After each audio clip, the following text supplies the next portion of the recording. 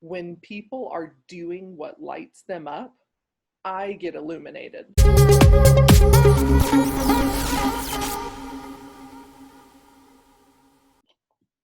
Hello, beautiful people. So today we are with MarrGwen Dickson. Let me say if it's correct or not. She's a mom and wife from Austin, Texas, that she loves to learn and think about some topics as career and purpose in life or following your dreams, let's say. How are you Sure. today?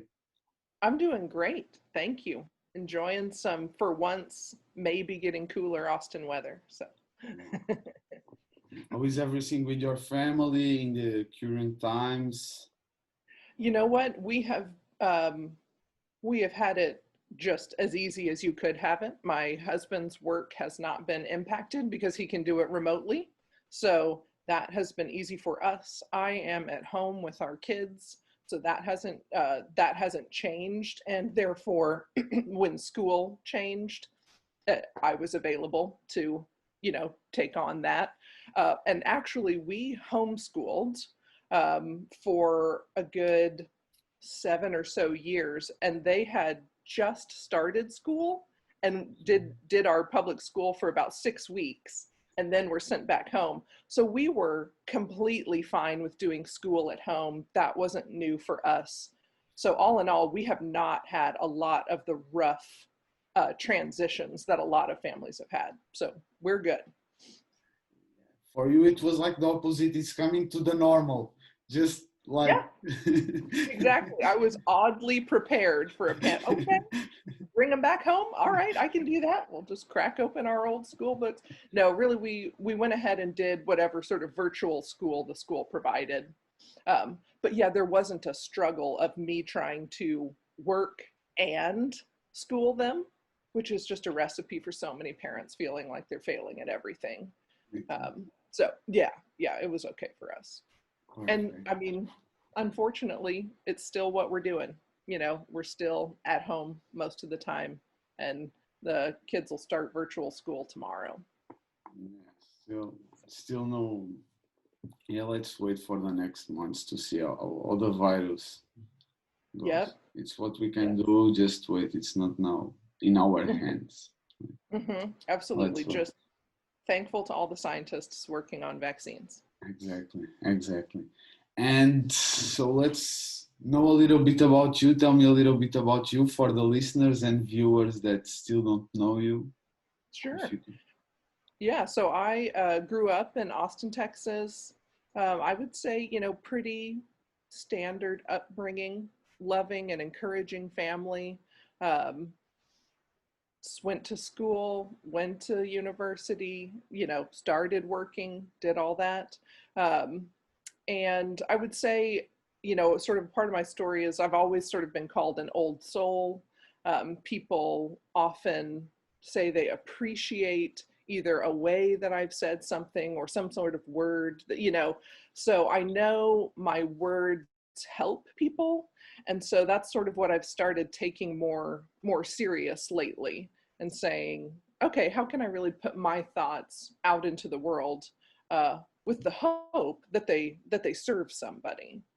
So that's kind of how I found myself posting on social media more, or looking for ways to chat about certain topics. And one topic that I ended up sort of developing my thoughts on was the idea of college, and is it worth it for people, mostly because it far and away that was the topic that dominated my early adulthood.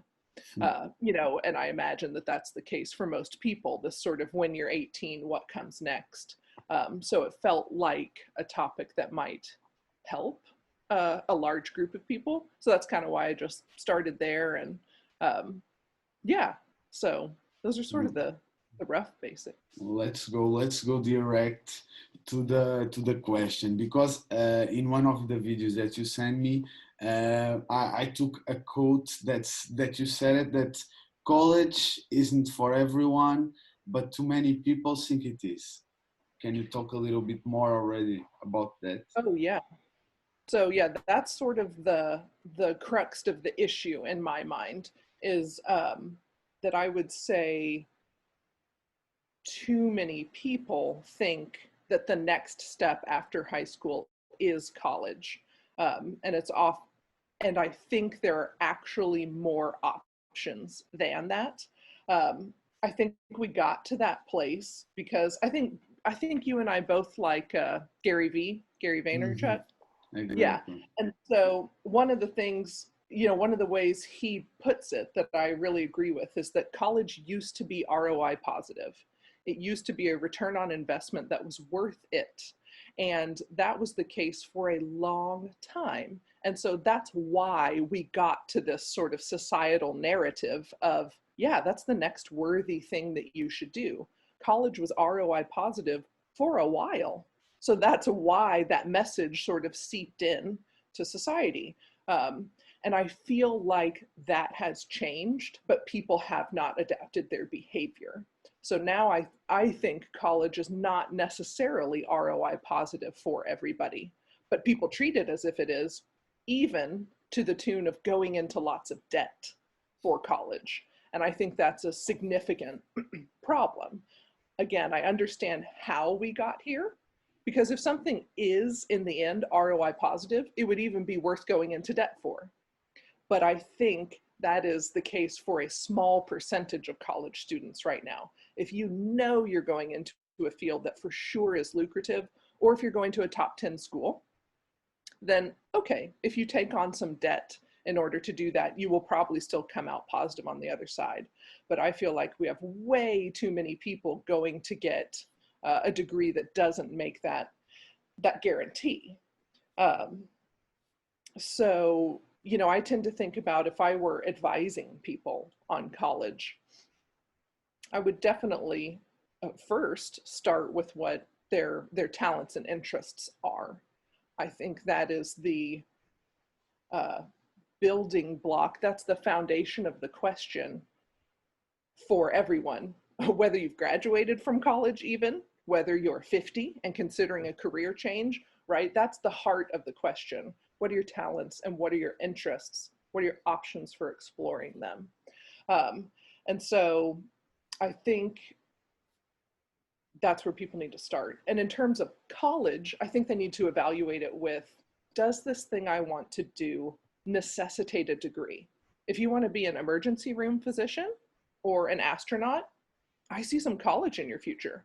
Those are fields that you cannot hustle your way into. I don't want anyone hustling their way into an emergency room or a rocket, right? Like, I want you to go to school and be qualified. You need a degree for certain professions. So I do want to be clear about that, that I'm not trying to say something very radical. No, I think there are certain fields for which you absolutely ought to go to college. In fact, I would be nervous if you hadn't gone to college, right? There are, on the opposite end, there are fields that in no way require a degree. If your passion is gardening or dancing or cooking, there's no reason to go to a, let's say, 4-year university for those things. But I think most people kind of fall in the middle. They have a interest in maybe finance or maybe theology or journalism, and they see a degree path in front of them for that, but don't realize there's an equally viable way to pursue that field outside of a degree.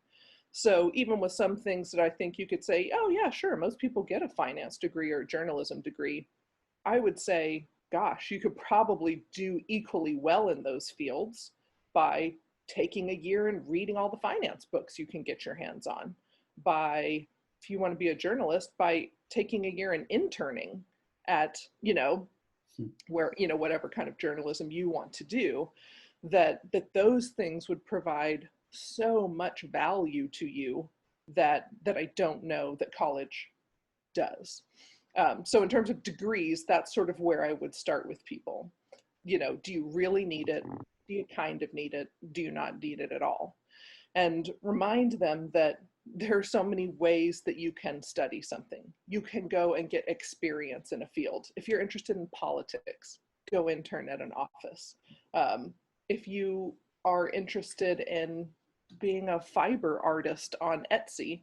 Great, go get an unrelated job if you need to and pursue your art. It's sort of the classic go to auditions and wait tables for an actor route. It doesn't matter what you're doing for income. You're using that income to then use your other time to pursue what you're really interested in. And I think I would also remind people that they have another resource, which is time. And I don't think people use that resource enough. Don't go to college right away. It's not as if you have to jump straight into it. If you then get 2 years into life and realize college really sounds like a good idea, uh, great. Then super, you can start college anytime. And on the flip side, you can stop college anytime. You can say, huh, I got a year and a half in and I'm actually more interested in doing XYZ. So I think people kind of see it as an either or proposition. Like I'm either going to college or I'm not. It's like, it doesn't have to be that either. So that's sort of a No, brief no, intro. no, a lot of good opinions. Yeah, because I wanted to see first a couple of difference. Because, for example, the price of going to a university in Yes. Europe, it's Yep. completely different than going in United States. It's almost a house, maybe more. Yeah. So I thought about that before I got on the call. I thought, you know what? I wonder if my target audience is more in the United States. Because, yeah, it occurred to me college is handled differently, and maybe with much less debt for people in other parts of the world. Um, yeah, so I would say, yeah, college, yeah, I mean, could easily cost 100,000 or more. So, and it's just a heavy burden to put on kids. So I'm 38 at the moment. I have friends who are still paying off their initial degree. And it's just like that. I don't feel good about looking kids in the eye and saying and advising that, because I know people really want to give that purpose and that something to do to kids. And I know why people are attached to the narrative of college because we've equated it with having a better life.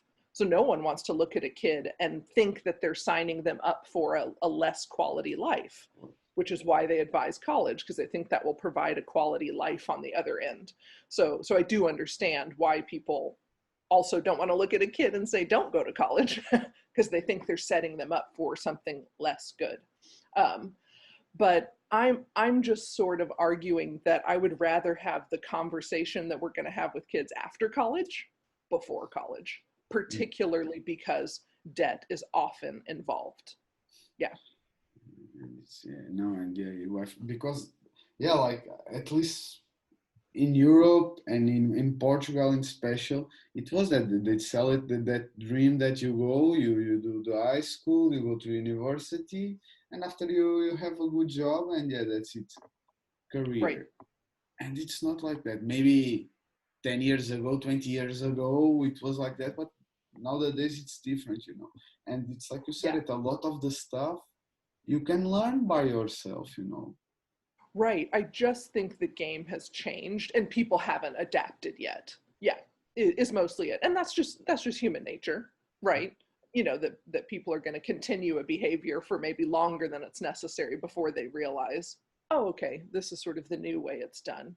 Um, I remember watching a Gary Vaynerchuk interview where he said, yeah, I mean, there was a guy who bought too many horses right before the car got popular. You know, like this isn't new. This is a phenomenon that happens over and over. You have something that is useful for a long time. It's not like that guy was stupid. Horses were great for a long time. That it's just something new came on the scene, and I think that about parents too. Did I get bad advice to go to college? No, not at all. That was good and reasonable advice. It just happened that the game changed. So I understand why my parents encouraged college. I understand why people encourage it. It's just we're in the middle of the game changing, and I think there's value in pointing that out. After it's like you said it, I think it's also really nice if you and take 2 years, go do some internship in some of your something that if you want, for example, like you said, being a journalist, go to do internship in a nice agency, nice to Yeah. like try it. Don't jump Hmm. in the degree. I think that is Yeah, a good takeaway. I think people advocate for college as a place to explore. And I would just argue that it's too costly of a place to explore. Again, for those of us who are in taking on a large financial burden to do so. So, is college often a place for exploration? Absolutely. But that's not because that's inherent in college. It's because you're showing up and you're studying a bunch of different things and you're going, oh, what I thought I liked, I don't like, or the farther I get into this, the less I'm interested, or the more I'm interested and I didn't realize. So, of course, college is a good place to explore. It's just not the only place, and it may not be the best place in terms of um, finances. I can assure you it's not the cheapest place, for Right, sure. right. And we're asking young kids to do it too, as as if there's not a whole world of adults that knows things change throughout your life. Your mind changes, what you get interested in changes. So yeah, I think letting kids take the time to do something different is a viable option. And I sort of want to troubleshoot here and say I don't want anyone to think I'm saying, yeah, you should just get any sort of job and like play video games in your dark apartment. That sounds terrible. That's not what I'm advocating for. I'm advocating for people having intention and self-reflection and finding something that motivates them. I'm advocating for doing something really fun with not going go to Wyoming and be a ranch hand, go nanny for a family that travels a bunch. There are so many rad things you can do with your time that I don't want people to go, well, if not going to college, what are they going to do? That sounds lame. It's like, oh, there's so many not lame things you could do with your time. There's so many fun adventures you could have, so I can see people sort of saying, what's the alternative to college? It sounds depressing. And I think I would just say, well, yeah, you need a lot of intention and self-reflection behind what you choose to do next. And that's what I really want for people. That's what I want for people after college as well. I want you to think about, what are my talents? What are my interests? What are my options for exploring them? Yeah, so my whole sort of getting on this topic is more about trying to get people to think more critically about their purpose than it is sort of about the nuts and bolts of college and whether it's financially worth it, or things like that. Uh, that Because I think that's what people do after college. They say, what am I good at? What am I interested in? How can I do that? So um, because ultimately the big reason I want people to do that is when people are doing what lights them up, I get illuminated, no matter what that is. When someone is pursuing something that they want to do, I benefit from that. So that's why I want everybody out there thinking critically about their life and how they're going to use it, because I get a lot from that, no matter what it is. If someone's dream is to have an enormous family, let's say, wow, I get to witness that and then see the teamwork and dedication and thought that it takes to manage a large family, or I get to admire the close relationships they have. If someone, is passionate about pharmaceuticals, I get better medicine out of that. If someone is passionate about the opposite, about plant medicine, I get to be reminded that there's so much power in the natural world. So when other people are doing what lights them up, we all benefit. And that's why I'm, get sort of hyped up about this conversation, because I think it's really, really critical that people use their gifts. There's so much to gain from people using their gifts. Um, Yeah, no, you are so right in so many things that you said. That I took some notes because it's true. Like you talk about purpose, and for me, it's like you said it. We should. I think everybody has a different flame, and all of us we have a purpose in life. Maybe it will take you 5, 10 years. It doesn't matter sure. how much time, how many times you have to try it, but we Yeah. should do it. How do you think that for the ones that are still lost, they can try to Yeah. find a pet, in your opinion? Yeah. So the sort of those building blocks I mentioned of talents and interests. So I think talents are a great starting point. The way you know your talents, I think, is often from, I mean, internal feedback, right? Yeah, a lot of people just know what they're good at. But let's say Exactly. someone is out there going, I don't know what I'm good at. I don't know what I offer. You know, I would say if they could think on what feedback do people give them. So, like I Hmm. mentioned at the beginning of the interview, I've been told my whole life I'm an old soul. People appreciate my words, etc. That is feedback I've gotten over and over and over about who I am and what people recognize about me.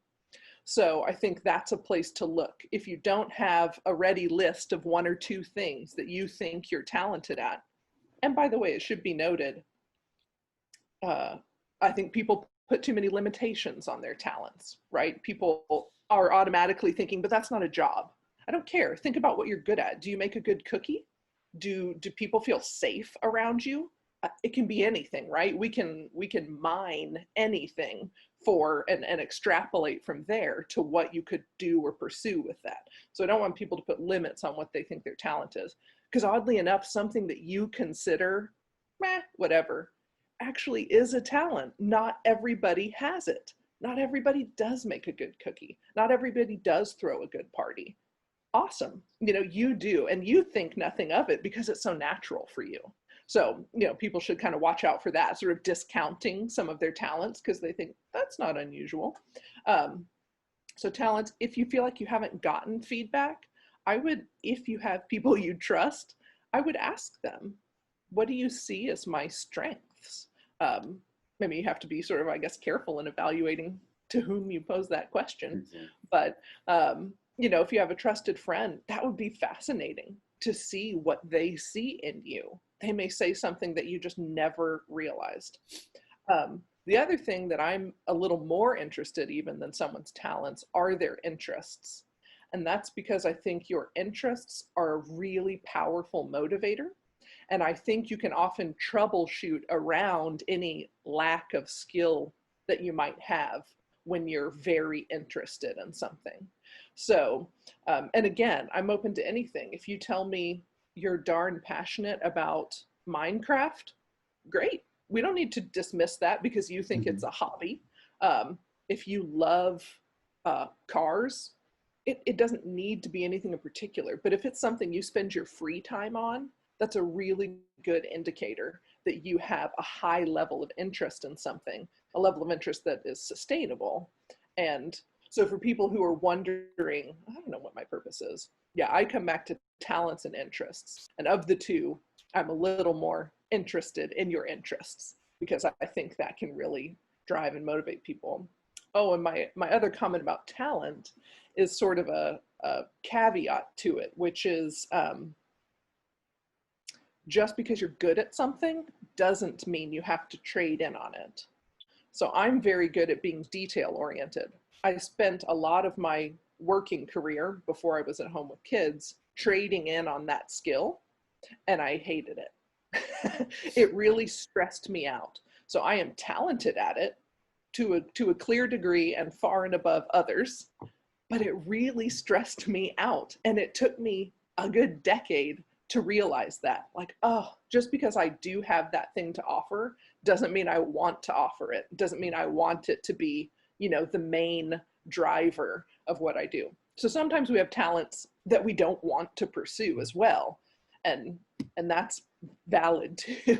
Exactly. Because I've had that experience of just finally going, oh, I'm really good at this thing and I really like being a person who's relied on to manage every little detail. No, and after it, sometimes you can use it in other ways, not in that, like not in that perspective or in that career, but you can being Mm-hmm. detail oriented in other fields of your life, like some True. that you enjoy. I think also we can say it like that, and I like it. Yeah.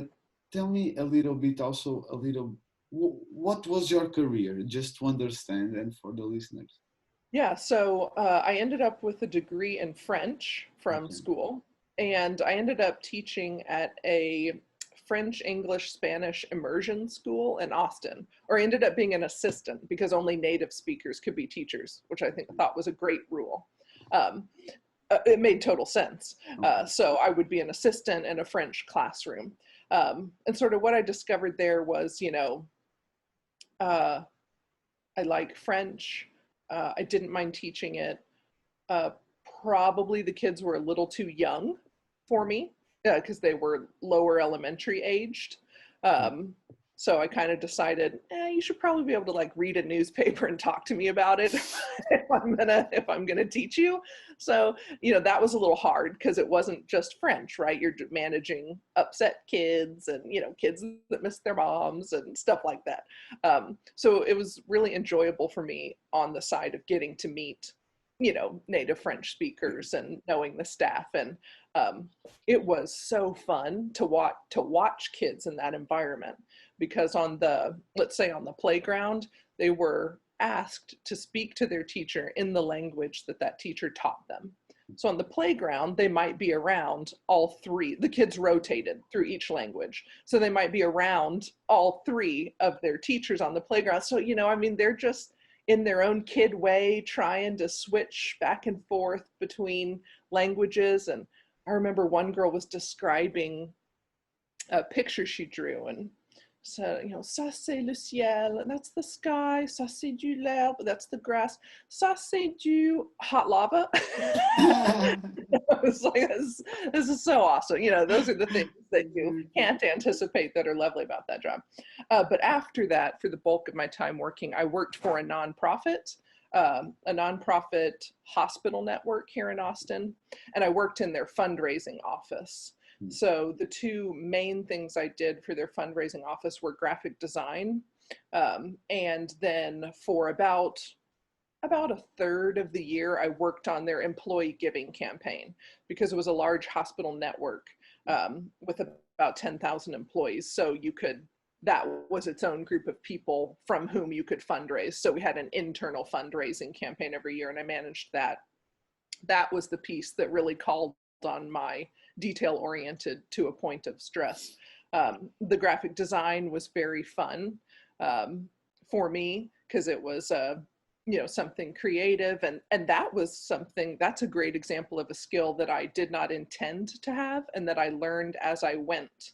So they set me up with Adobe InDesign, and I was like a rat in a cage pushing buttons and seeing what happened, because those are really powerful programs, Yeah. and you can get a lot done using about 1% of those programs. So, I was just struggling, but, watching online tutorials about things and eventually got to a point where I was competent in that skill and then was relied upon to do it. So that's great. The company didn't have to hire an outside graphic designer, and I enjoyed it. And one sort of drawback was doing graphic design for the same company meant you were often kind of operating in the same field. Right. Exactly. Restrained elegance. Got it. Make it look hospitally. Okay. But I still enjoyed that.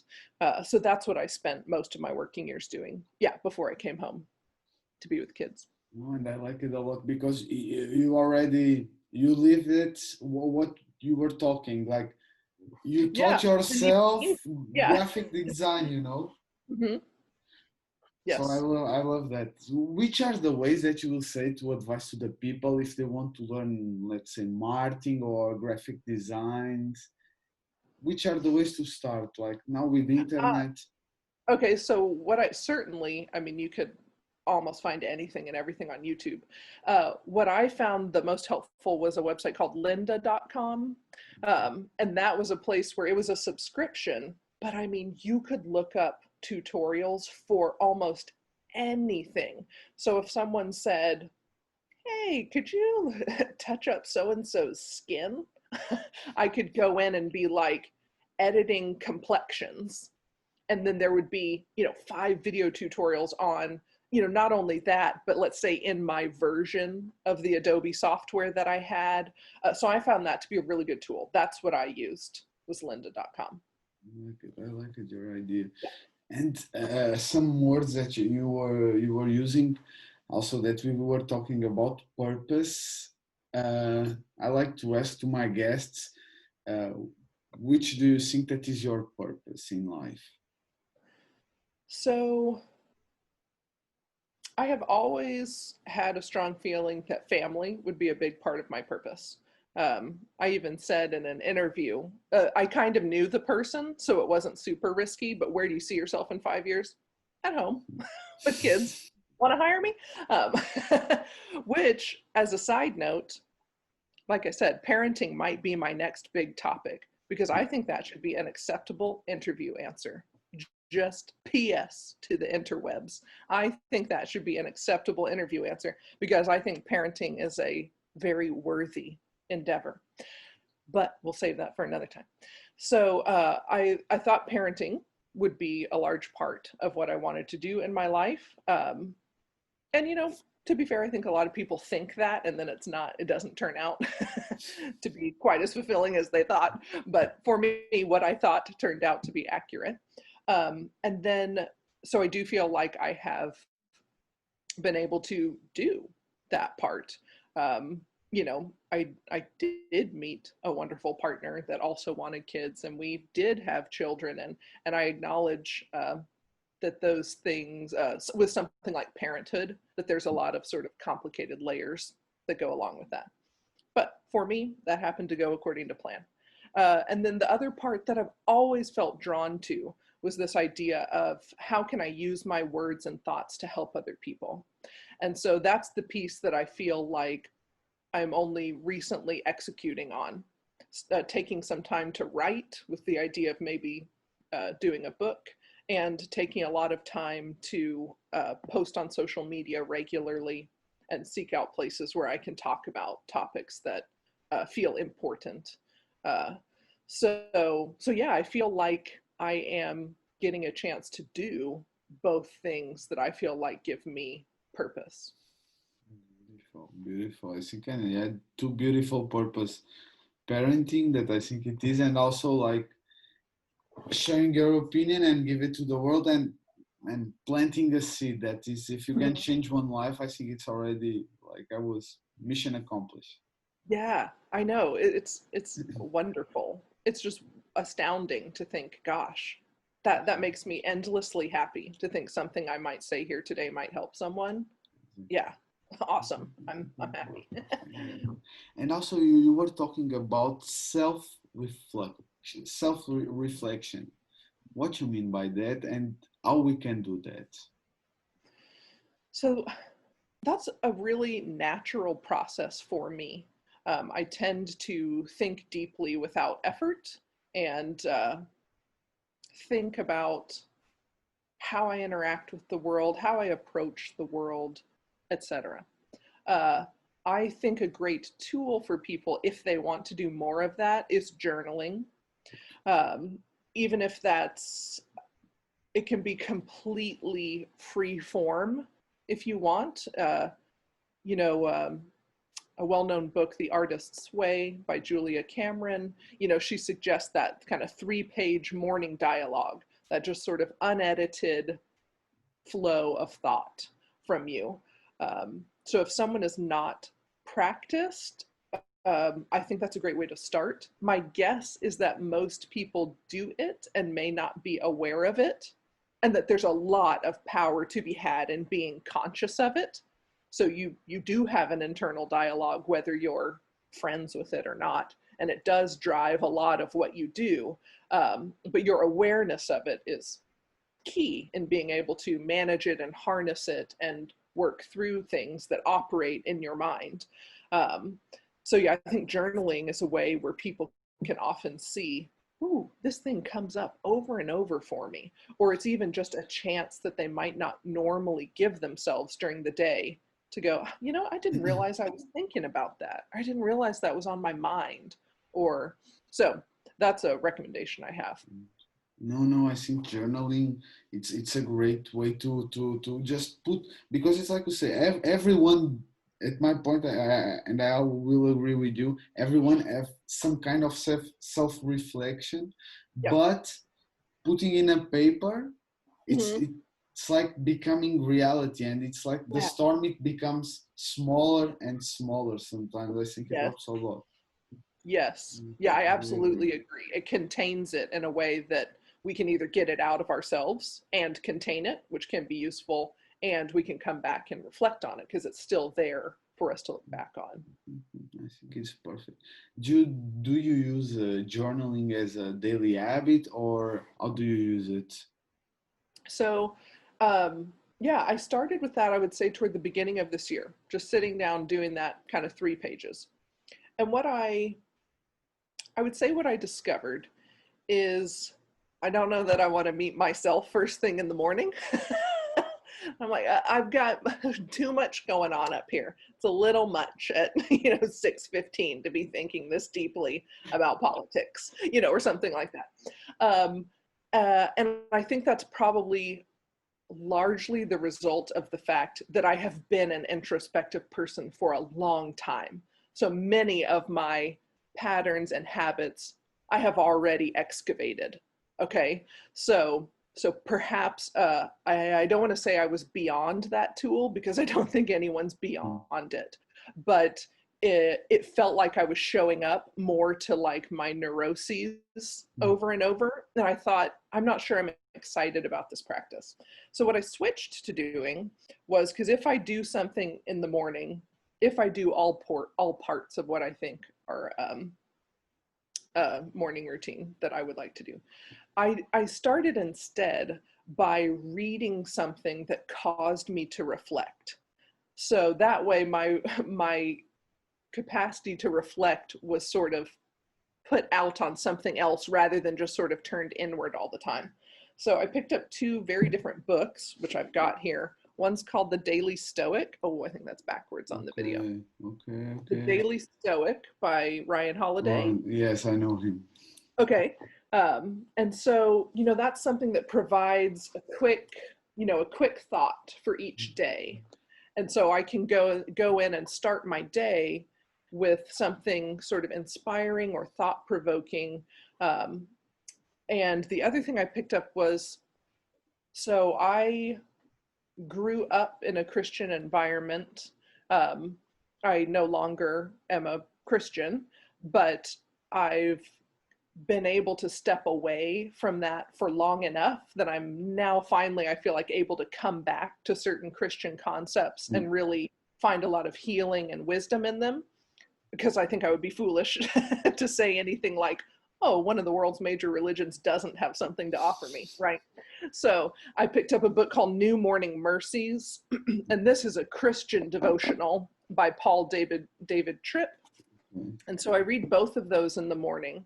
Um, I find them a nice balance for one another. The Christian devotional is often getting into concepts like grace and mercy and love, and the Stoicism devotional is getting into, how can we guard our thoughts and protect our mindset and interact with the world in, certain ways. So I've found that the best place for me to start. And it sort of gets me reflecting, but on something other than myself. And then if I feel a really pressing sort of inner issue, then I go ahead and sort of journal about my own personal thoughts. Um, but yeah, doing that has been great. And then taking time after that to do something that feels like it contributes to my work. So whether that's writing in some form, writing for the goal of a book, or writing for collecting my thoughts about college, taking that time kind of before the day is really getting going. to do the work that feels important to me. No, no. And you already touched in a subject that I wanted to talk about, daily habits, that I Mhm. think lovely. So two of them, and let's see if I understood you best now, from journaling to reading and trying to have analyze what you read a little bit, like a kind of meditation, I will Yes. say. Yeah, I will say. exactly. It gives me, and you're right. And sometimes I do that. Like if I've read a concept that, there's that I've kind of jotted my thoughts down about, but sometimes I just sit there and just feel, yeah, exactly, just kind of feel into that concept, getting a chance to just sort of quietly contemplate it or meditate on it as well. Hmm. I love it. I love it. I love that idea. And after, it's also you are doing, also continue to do some writing. Do you have any more daily habits that you do, morning routines, night routines? The other ones are more practical, uh, much more practical, which is, like, I don't know, Monday through Thursday, I should probably think about laundry at the beginning of every day. It's one of those things that sounds mundane to the point of being silly, but it will bring your world to a halt if you don't keep up with it. So, in terms of things like that, essentially running the household and the family, making sure those things are sort of automated, so that's probably the other practical thing that crosses my mind every morning. Do I need to, start some laundry, fold some laundry, do something like that? There's actually a woman on the internet called the Fly Lady. She's definitely her own niche. I don't know that she's going to appeal to most of your listeners, but her whole the thrust of her message is all about routines, and that when you have those things on automatic pilot, your life just runs so much smoother. Mhm. And having a smoothly running life then allows you to not only enjoy it more, but yes, also maybe do things that feel more higher level aligned. Yeah, so she's very much about like, get up in the morning, get dressed to shoes, do these three, small cleaning tasks. Like, never let the mundane aspects of your life get overwhelming. You can Mhm. just have them tick over regularly to where you don't even think about it. Make your bed. I do make my bed every morning. That's something I don't think about, but I do that every morning. Yeah, so I've found I spent a lot of time, I feel like, in my early 30s thinking about things like that. How do I manage the practical aspects of having a life and Mhm. manage that well? So I think that's a very worthy place to evaluate as well. No, and I think another topic that you touch, I think routines, having a routine Yeah. gives you, at the long run, more freedom to do what you, because you have scheduled what you have to do. Yes, I agree. It's that structure from which you can then go do other things. Yep. Exactly, exactly. I think it helps a lot. No, and also, mm, I like to ask to my guests another question, that it's about success. What is your definition of success? So for me, it's just connected to those kind of two elements of what I feel like my purpose is. So that would be a feeling like I have a connected family life.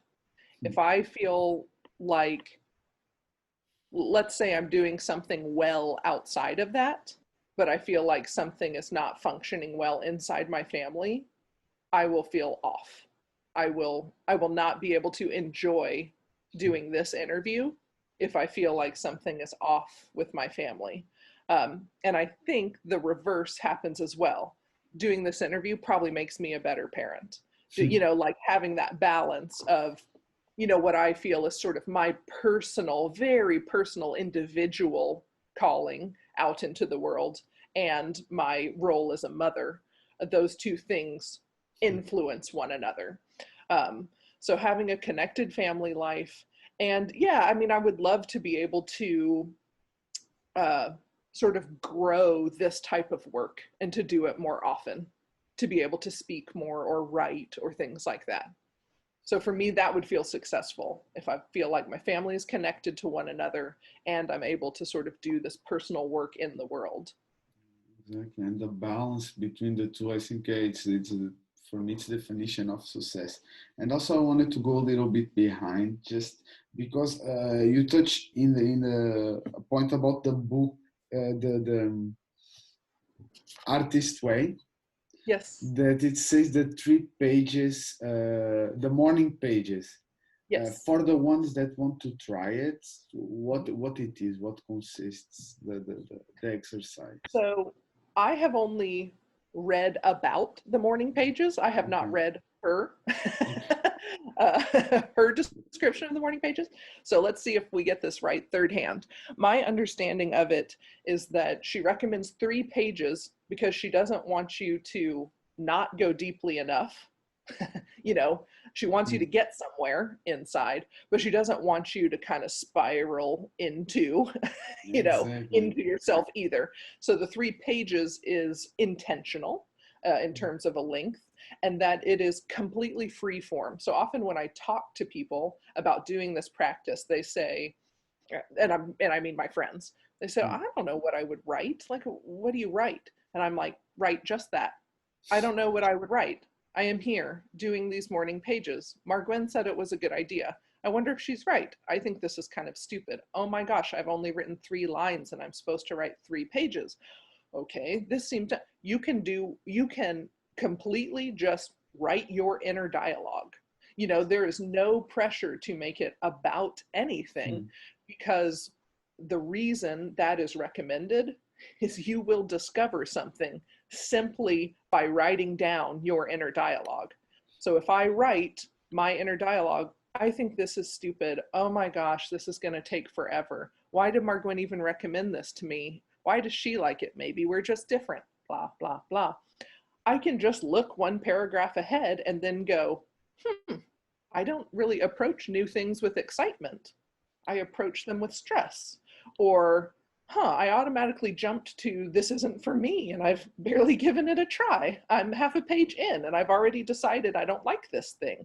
Like it's write 5 sentences probably and you will have something to think about. If you just then go back and look at what you wrote and say, what does that say? Not everyone would write what I just wrote. Other people, their first 5 sentences might look like, this is so much fun. I've got a new journal. I love the feeling of a new journal, and my pen is spectacular. I do often start things and never finish them. Everyone's going to have, a totally exactly. different inner dialogue. So I think you can't go wrong. In other words, I don't care if you sit there and write the word hello for 3 pages. I promise you, if you do by the fourth morning, you'll probably come up with something different or you'll get somewhere. The practice will almost inevitably lead you somewhere. Exactly. And like you said, the analysis after you writing, like the conclusions that you can take, it's almost a therapy session itself, Yeah. like Yes. understanding, like I give up too soon. Yeah. I don't commit myself, like I love that idea. Yeah. It's kind of like um, exactly. It's the really bare bones of self-reflection. Anyone can do it. Put out what you're thinking. Think about what you're thinking. So I think that's why it's a great practice. It's that simple. That is what self-reflection is. Exactly. And boy is it powerful once you're conscious of that. Then you get the real magic because then you find yourself in your day thinking about what you journaled about, thinking Mhm. about like, oh, that's right. I noticed this morning that my reaction to new things is stress.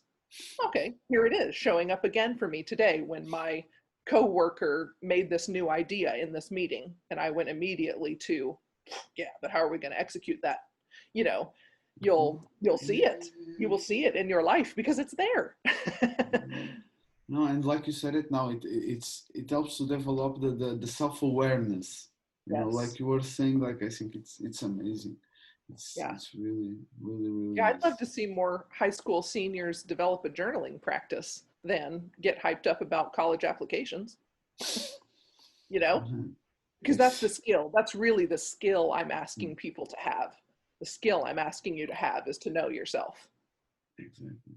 But it's quite complicated also because it's quite complicated. I will say we are in a world that everybody knows and have advice to give you and how to, Yeah. and so much opinions. It's good also because you have a lot of information, but Yep. it comes with a price, you Yes. know. Yes, I agree. And that's its own skill set too. Going, all right, I've got all this information. Where do I land with it? What do I do when I think I've made a decision and then someone surprises me with a good point, or, on the other side, or how do I handle criticism for my decisions? These are in some of the sort of thoughts I've outlined about sort of imagining that I'm talking to a group of high school students. Mhm. This is one of the sections sort of the talk I would give, which is this is the real stuff of adulthood. I know people want to treat you like you're an adult by sending you to college and telling you to go find a job. The real stuff of adulthood is saying, how do I stay committed to something? How do I persist at something that I know is good over the long term but is difficult short term? What do I do when people disagree with what I want to do? How do I handle that? Doesn't matter whom I surround myself with. All these sorts of things. Like, these are the valuable questions that I want people to have self-reflection, and that I also want them, I want them to think it through and sort of troubleshoot. Yeah, this is what you actually come across on the other side of college. Not even just at 22, but you don't need a crystal ball. Go talk to someone who's 40. Let's talk to someone who's way down the road. These are the things that whether they're consciously answering them or not, they are answering them. They're behaving in a way that shows their response to those questions. How committed can I be to something? What do I do when motivation wanes? Who do I surround myself with? Etc. So, Yeah, because you touch in some points that I will agree with you.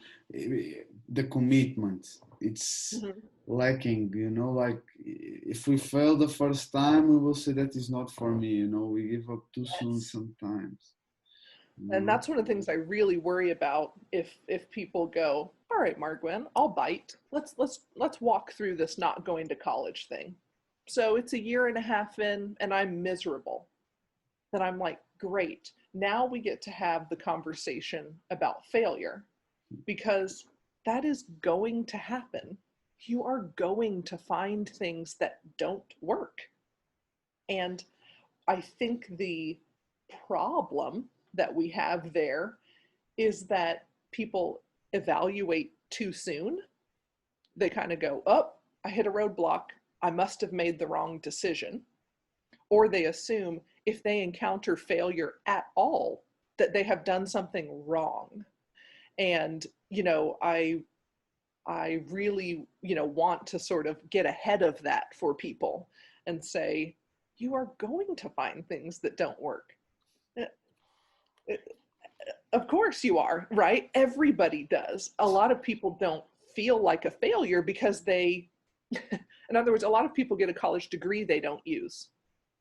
They don't me. end up going into the field, right? I don't currently teach French. Yeah. They don't end up going into the field, but they don't feel a sense of failure about college because they met the societal norms, and no one gives them a hard time for that, right? Mhm. Oh, good, you went to Mhm. college. That's like all people care about. But if someone chooses to do something outside of the mainstream, then suddenly this evaluation system kicks in of like, was it a success? Did I do it right? Did I pick the right thing? And they're like a year and a half into something and calling it a failure. It's like, oh, Ex- don't worry. People take a lot longer than that to fail. People go to college for 4 years and then don't even use the degree, like, don't worry about, and I don't think we have the right relationship with failure. I think we give it the first and last word too soon. We go, oh, okay, fine, hit a roadblock. You're right, must be wrong. Um, yeah, and I think we don't have a lot of experience with it, so I don't think we continue to work through it. I think we go, something didn't work, and we kind of run away. when it's like, I think we serve ourselves better to go, how do I stay in a conversation even when failure is present? Hmm, hmm, hmm, hmm. Because we're completely, we have to start to accept more and more the failure as to come with the acceptation, you know. If you try Yes. 10, maybe you will fail 9, you know, Yep. and that's okay. Yes. Yeah, I think I completely agree because all you're really doing is learning what didn't work. That's fine. There's no harm in learning what didn't work. Exactly, exactly. And Yeah. after it's also with the degree comes that, because sometimes you come with a point that if you take the degree, you think that your purpose in life it's to work in the degree that you took, and maybe no, man. Maybe it Right. was just a bad choice, you know. Yes. Yes, absolutely. Yeah, I think this conversation applies before, during, and after college. That it's always worth evaluate if you feel a sense of that you're out of alignment with something that you want, that you go, wait a second, let me rethink about this. Yeah. Yeah, I think people do feel a lot of pressure to make use of their college degree. Because after, like you said it, after it's the debt that you have, you know, it's also. Yeah, yeah, that's just it's just such a huge factor, at least for people in the US, that it's just like, wow, yes, you feel a lot of pressure to get rid of. I Let's have to even make do. it, let's make it small, $20,000 of debt. $20,000 of debt, so. Exactly. And that relation with failure that you were talking about, how how do you think that we can develop a better relation with failure? I think it's about not trying to avoid it. So I think that's one thing, not having this sort of avoidance relationship with Hmm. it. And I think not giving it too much weight. I really think we just let it come in and just slam the conversation to a halt when it's just one piece of feedback, you know? So I think that's mostly it.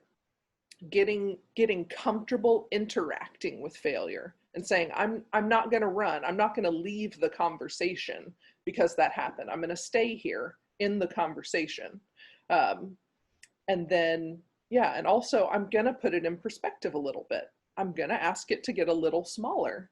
Okay, cool. Calm your jets. I hear your feedback. Great. But it's like it just gets so loud and it just dominates our thoughts that it ends up running the show. And it doesn't need to do that. It can just be a piece of information. And yeah, like you said it, like it's a piece of information, and it's something that, like, it's part of the process. Maybe you are, you know, maybe you have to fail to improve, like to go to the next step. Oh, absolutely. And we do it all the time in our lives and don't question it, but we really question it in some way. No one beats themselves up when they like pick the wrong paint color for a home improvement project. They just go, oh, that turned out a little more blue than I thought it would. I think I'll go get it. Right? It's just what happens. If you're going to choose to interact with the world, you're going to discover things that you didn't know or needed to learn or etc. No, and after that, I think it's also because in our world, in our society nowadays, you don't have a lot of people giving the failure stories. They talk just about the success, the Lamborghinis, the Oh, you know. yeah. So, Yeah, that's fair. Mm-hmm. it becomes difficult for you to accept failure if you just have around you people that have, like, everybody can makes money and it's just me, you know. Yep. You also, Yeah, it's that's a really fair piece of the puzzle that we just happen not to see people's failure as much. Yeah, yeah, that's true. That people just don't tend to mm-hmm, share it as mm-hmm. much. Mm-hmm. You should Yeah, humanize more. I don't know, like yeah, like, yeah, you I see understand me, what you're like, saying. yeah, I think it's nice, just like because like the other guy, like, and I like for the ones that know, I will say to see him, Gary V or Gary Vaynerchuk. He talks also a lot about that. For the ones that know, he's a digital marketer, also a public speaker, Mhm. awesome person, and he talks a lot about that. Like it's, but you don't have a lot of people talking about that, you know. Yeah, I agree. Yes, I think you're right that that is a missing piece. That yeah, people don't say, well, let me tell you about how I got to the thing that worked. I tried Mm-hmm. this, I tried that. Da, da, da. Yeah, for sure. Because I mean, I could say the same thing. So if I'm pushing 40, feeling like, okay, I've got I've got a foothold now on what I think I want to do. And the way I got there was trying college and then being sort of stunned that it didn't really help me as much as I thought it would. And then trying teaching at that school and thinking I liked part of it, I didn't like part of it. And then working for a long time in graphic design and, all these things that just, life continues rolling on and things happen to you. Um, yeah, absolutely. That I learned so much from those things. Absolutely. And the person that you are today, it's the combination of all of that, like, Mm. it's all that experience, bad or good, like it's the person that you are today. It's part of it. I like also to ask to my guests about the legacy. What is the legacy that you want to leave behind? So I have a quote for you on this. Um, so if I had to sum up, for me, I hope I have helpful wisdom. That is a legacy I would love to leave behind.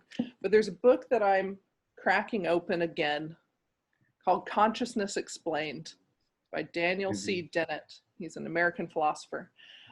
Really dense book. So I'm having to learn how to read for study instead of read for pleasure. Mhm. But he says in the beginning, and this is why I can barely get through this book, because the first paragraph is beauty Wow. in and of itself. He says about writing this book, now, after 30 years of thinking, talking, and writing about this mystery, I think I've made some progress. I think I can sketch an outline of the solution, a theory of consciousness that gives answers, or shows how to find the answers, to the questions that have been just as baffling to philosophers and scientists as to laypeople. I've had a lot of help. It's been my good fortune to be taught informally, indefatigably, and imperturbably by some wonderful thinkers whom you will meet in these pages. For the story I have to tell is not one of solitary cogitation, but of an odyssey through many fields, and the solutions to the puzzles are inextricably woven into a fabric of dialogue and disagreement, where we often learn more from bold mistakes than from cautious equivocation. I'm sure there are still plenty of mistakes in the theory I will offer here, and I hope they are bold ones, for then they will provoke better answers by others. Boom. Is that not beauty? Is that It not is, beauty? man. I And mean, the like Daniel, give me a break. I'm on and page one and the it end, stopped it's in my so track. like, man, like It's the so end good. is so So strong, man. like for me, that's the heart of what I hope. I've been thinking now for a couple decades about stuff. And I think after talking a lot and writing and thinking a lot, I've begun to sketch an outline of something helpful. In it, you will certainly find issues, but man, I hope they're bold enough issues that you can then make a better Mhm, sketch after me. mhm, That's what mhm. I truly hope for my life's work, that I can deliver, you know, a helpful scaffold for those who are coming after. Beautiful. Yeah, yeah. Let a nice footprint for the ones to continue your work. Like I think it's a really nice legacy to give to the world. And let's talk now about the new projects that you were talking about, the new book that maybe it will Yeah, come so, out. that could easily take years to actually execute in terms of getting it done. My hope is to write a series of essays like the books that I read in the morning. Mm. I think that type of tool is wonderful for people to have, something they can pick up and put down, something where they kind of don't have to do the mental legwork. They can kind of read something and get inspired by it.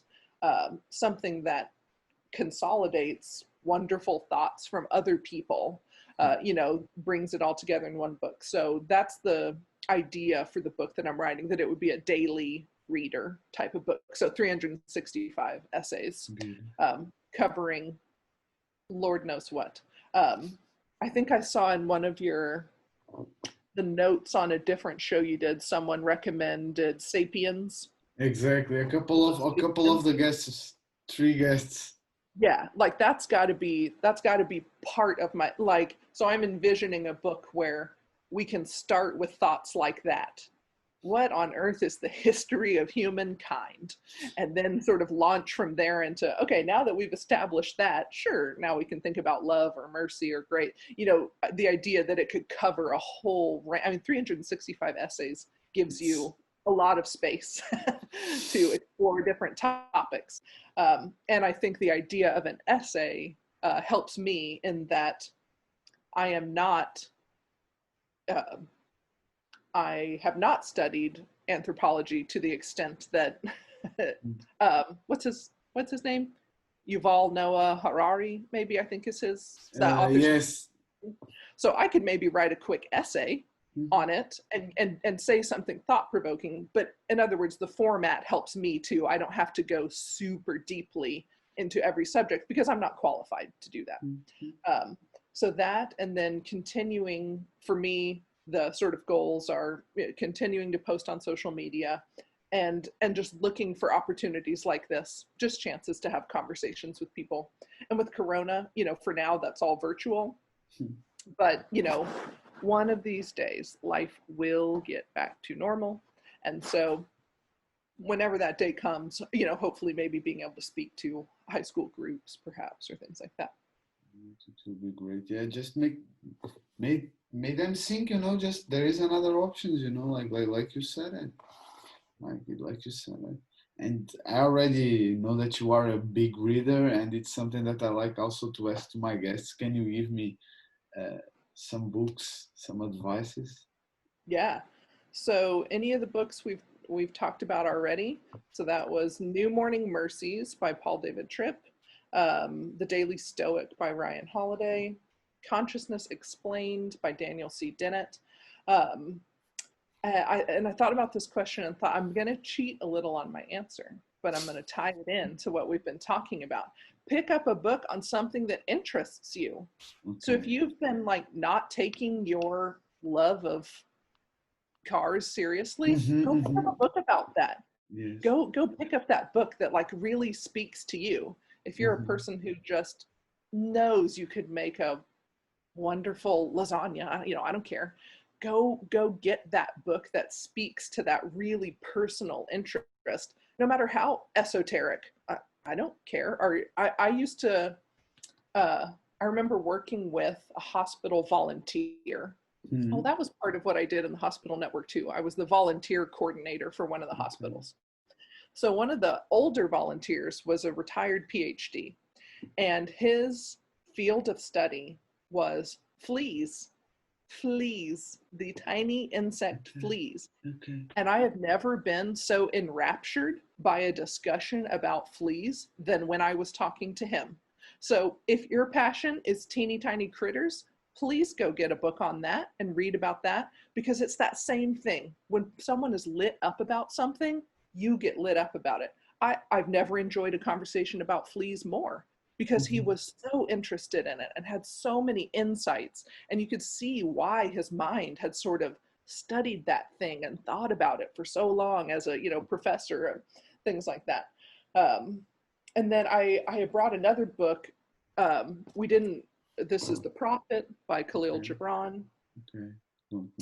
I had brought it, so I didn't know if we would get into in this conversation the relationship I think parents have to their kids as they're exploring this concept. And I think fundamentally a parent's role in this, because I'm also imagining many teenagers might say, super cool, MarrGwen. Yeah, my parents are never going to go for that. There's no way they're going to say yes to what you just said. Thanks, though, for coming to talk to our high school group. Uh, and I think as a parent, our fundamental role is to guide our children, is just to be the guide. And so, if I may, can I read something from this? Please, please, Okay, please, please. so this is far and away the most beautiful thing I've ever read about parenting. It is, now let me find the page. I thought I had the book jacket there. Okay, on children. So on children, page 17. Okay, your children are not your children. They are the sons and daughters of life's longing for itself. They come through you, but not from you. And though they are with you, yet they belong not to you. You may give them your love, but not your thoughts, for they have their own thoughts. You may house their bodies, but not their souls, for their souls dwell in the house of tomorrow, which you cannot visit, not even in your dreams. You may strive to be like them, but seek not to make them like you, for life goes not backward, nor tarries with yesterday. You are the bows from which your children, as living arrows, are sent forth. The archer sees the mark upon the path of the infinite, and he bends you with his might, that his arrows may go swift and far. Let your bending in the archer's hand be for gladness, for even as he loves the arrow that flies, so he loves also the bow that is stable. Again, Oh again, my it's just God. not so thought Beautiful, about. man. Is And I that think it's a really nice advice, man. that's what parenting comes down to, right? In my opinion, It's parenting true. at its best is saying, I've got this person, this soul, this being in my life, and I am here to guide them, but I'm not here to control them. That is simply not my role. My role is to offer my love and my experience because I've gone ahead of them. I have gone down the road farther than they have. So my experience has value. But at the end of the day, especially when it comes to things like helping your children navigating their life's purpose, I think the conversation will go a lot more smoothly if a parent could take that mindset to say, I'm here to facilitate your life. I'm not here to dictate it or control it. And, definitely parents have different perspectives on that. But that I think is the most worthy way we can approach it. And I think you are totally right. And trying to control in any way, being parenting or in any kind of relation, exactly, doesn't work. You can It, try it. Maybe yep, it will work for a couple of, yep. you know what, long term, I Yes. think it's not the way. And it's No. like that. Like, Yeah, so a lot of my early parenting was spent thinking about this very thing, about sort of how there's a lot of sort of authoritarianism in parenting. You'll do it because I said so. You'll do it now. You'll do it this way, blah blah blah. And it just struck me as so foolish because I'm like, parenting is a long game. And you got to be kidding me if you think I'm going to sacrifice the long term trust of my child to get them to behave in a certain way as a 3-year-old. So, yeah, I spent a lot of that early parenting time sort of reflecting on, I don't think I'm going to make as many demands. I'm going to have more discussions than people think is probably sane with a 3-year-old. I'm going to explain you shouldn't stand up on that high thing, not because I said so, but because it could hurt if you fall. And we exactly. we should hurry up and get out the door because we're trying to be respectful of someone's time, not because you're trying to please me or all of that. So yeah, like I said, parenting is, yes, a wide world on which I have lots of thoughts. But my early parenthood experience was a lot of I don't think I'm going to approach my young children in a way that I wouldn't want to approach my teenagers. And it's I think it's amazing. Just have like make them think, make them talk, like prepare them to life. Like you were saying, don't try to control their life, but prepare them to life. Right. Yes, I think it's the better long-term strategy. No, I get it. I have definitely done things for short-term gains as a parent, for sure. Some days you're just tired and I have literally said to my children, hey, I know we could have a discussion about this, but we're going to go with the fact that I'm older than you and what I say makes sense, and we're going to keep moving. So, I've definitely caved to, like, come on, give me a break. Just do it because I'm Okay. reasonable to trust. No, no, I know. No, but I think you're also right. And again, coming back also the balance between, between Mhm, you have the age, you have the knowledge, you yeah, have at least more experience, mhm, but also let them ex- express themselves, like mhm. I think it's quite important, like really, I Yes. think, yeah. And I have had to learn as my children have gotten older, sort of that balance, because Mm, I tend so far toward, let's discuss that. I have then been able to come full circle and go, okay, I see some of the value in saying we're finished discussing that now. And this is where we're headed right now. Thank you so much. So I've had to balance out my own, you know, mhm. natural parenting leanings toward being very discussion oriented with going, all right, I also see how it provides value for my kids for me to be definitive on some things as well. Yeah. Also, let's now it comes the a question. Do you have any advice for the any parent that will listen to this interview that you want to share? For a parent, it would Parent? be yeah, for a parent, it would be the Khalil Gibran quote, to really meditate upon your role in your child's life as a guide and a facilitator. I think those concepts are neutral enough that you can hang on to them in a lot of parenting situations. And I think they can be very grounding and orienting without without being prescriptive, without saying you have to approach it a certain way. Because when Mhm. you ground yourself in, I want to be their guide and I want to be their facilitator, I think some really good answers and responses come from that place. Mhm. Um, as just a general listener, parent or not, I think my advice to people is to take yourself seriously. I want to encourage people to use their gifts. And this sort of comes back around to the very beginning when I said I grew up in a really encouraging family. Um, that is a real legacy that they gave me. They told me I was great, and I bought it hook, line, and sinker. And I began to live up to that. They gave me so much encouragement for who I was in anything I wanted to do. And I recognize that not everybody gets that from their family. Mhm. And I also recognize that it doesn't have to come from your family, it can come from me saying, I think your gifts are worthy. I encourage you to take yourself seriously. And um, as I've said before, that's for the very reason that at the end of the day, when you are functioning and using your beautiful gifts, I benefit from that. So that's why I want to encourage people to to take themselves seriously, because I received so much encouragement, and it has been just the foundation of a lot of what I've been able to think or do or pursue in my life.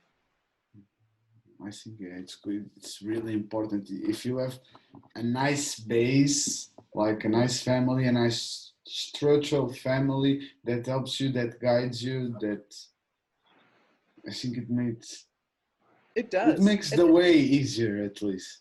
Yes, yes. And I think since people can't always count on that from their family, you know, some people don't get that message at all, then I love to be able to be here and go, oh no, that thing that you really like is worthy.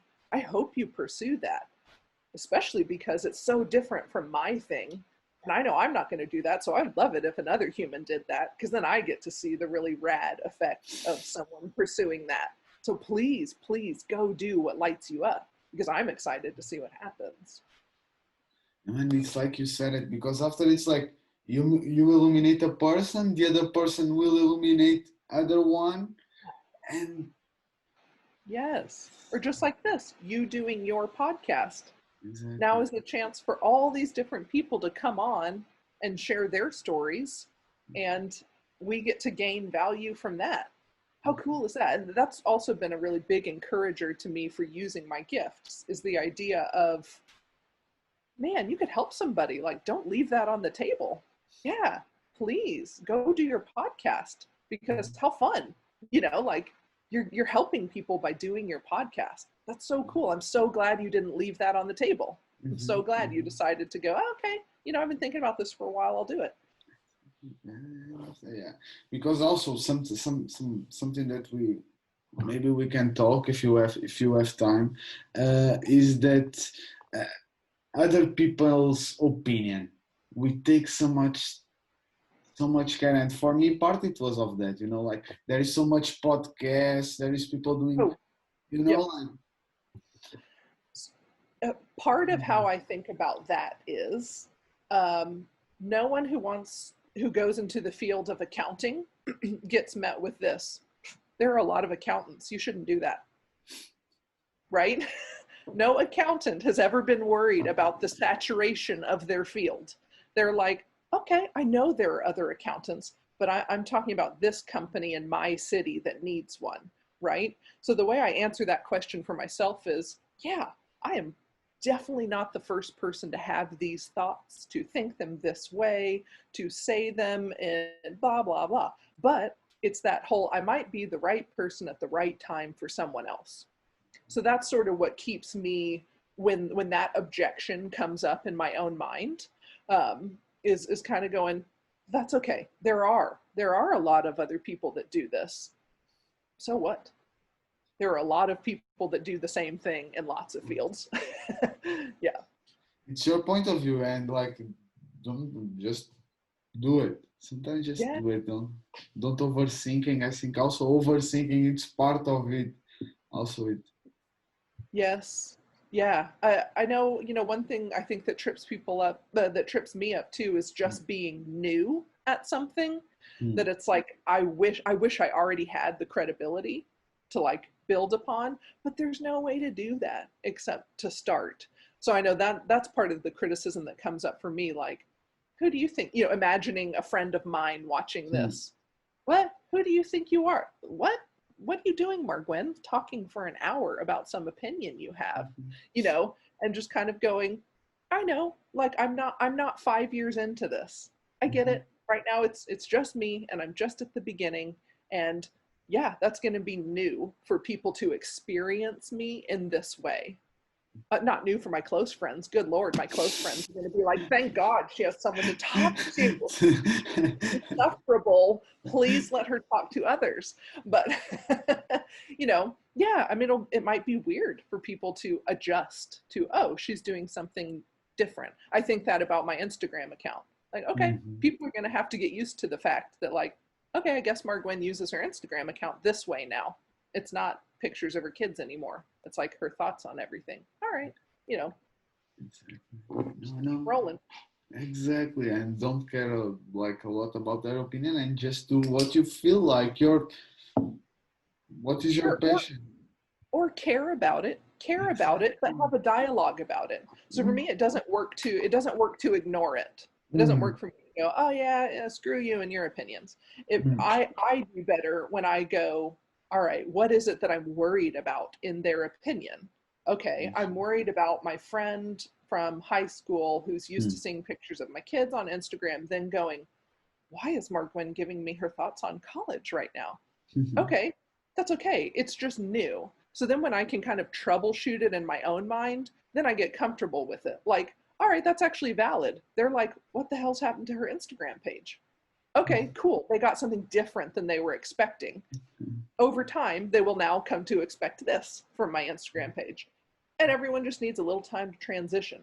That's kind of how I take in some of mhm, those criticisms, because it doesn't quite work for me to just completely ignore them, mhm. to kind of dialogue with them a little bit. But yeah, I wouldn't want it to stop me, certainly. No, no, and I think you are totally right. And after, if it comes, if it's something constructive, if it's like you said it, analyze it again and take Yeah, it, because maybe it's something important that, yeah, okay, it's valid, you know, like you were yeah, saying. Mm. yeah, And you were talking about Instagram, where the people can find you if they want yeah. to talk So with I tend to post on Instagram, LinkedIn, and TikTok. They're all under my name, MarrGwen Dickson. On Instagram and TikTok, it's MarrGwen_Dickson. But yeah, you? it's just my name. Okay, I will put it after in the description Yeah. of the interview. And the last question, do you have any last thoughts that you want to share with me and the listeners and viewers? I just feel really thankful to get to do this. This is, this is the thing that lights me up, having important conversations. So I appreciate you having this, you know, podcast and saying yes to someone who just said, "Hey, what do you think about having this conversation?" And you Mhm. saying, "Sure, let's do it." So I think this is a great example of the things we've talked about today. You know? So much, and thank you so much also to having the time. And yeah, I'm a big believer that we all of us, we have something to teach and learn. So Yeah. Yes, that's well said in everyone. your Mhm. description of your podcast. It's so true. I really believe it. Thank you so much, guys. Don't forget to go to MarrGwen Instagram, TikTok, LinkedIn, and don't forget also to follow us in all the social media. Okay. Great day to Awesome. thank you.